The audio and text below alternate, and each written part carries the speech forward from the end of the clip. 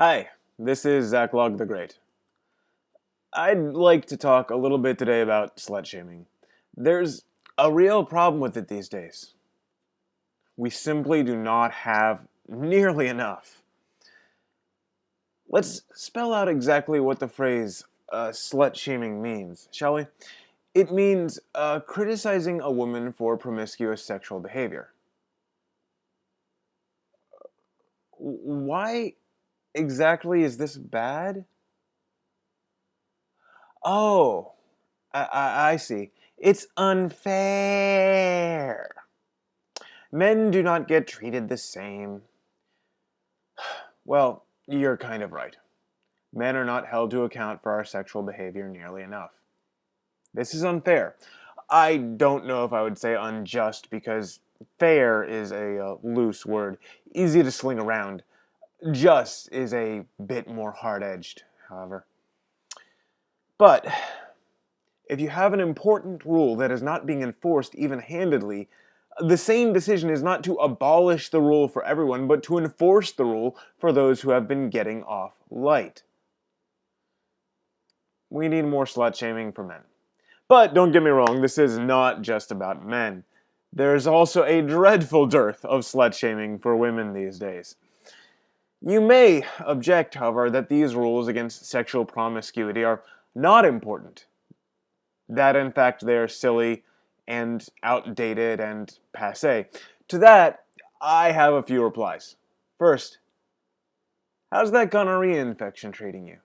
Did they get to it before it rendered you permanently sterile?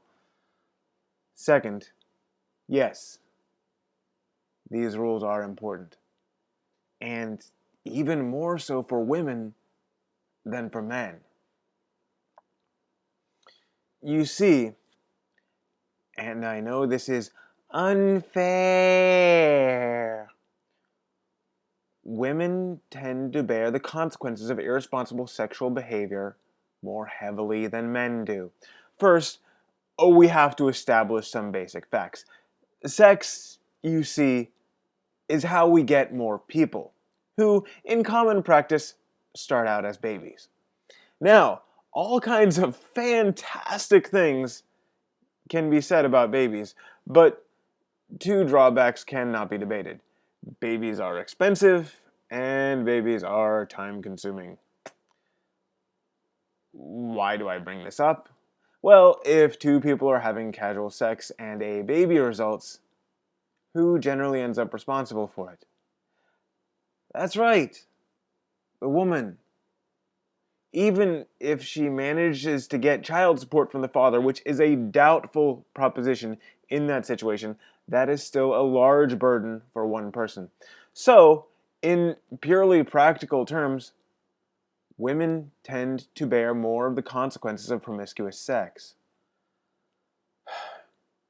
But that's not all. You see, and I hate to break this to those of you who have been listening to feminists, but women and men are not the same.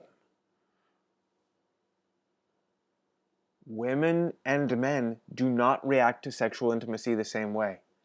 And years of playing genital tag leave different marks on women than they do on men. There was a study a few years ago that showed that the odds of a woman being happy in her marriage go down as her number of lifetime sexual partners goes up. It also shows no such pattern among men. Is this unfair? Yes. It's also reality. Sorry. You put these two important facts together, and there are many, many more to consider. Check out the links below.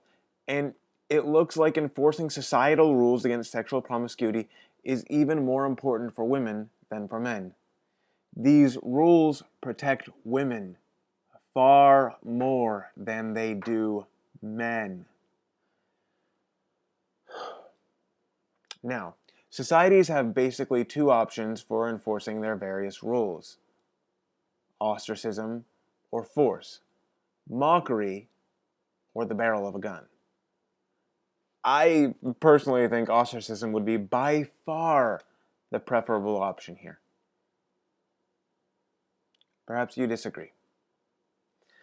So, yeah, slut shaming. We could really use more. Now, go do your part.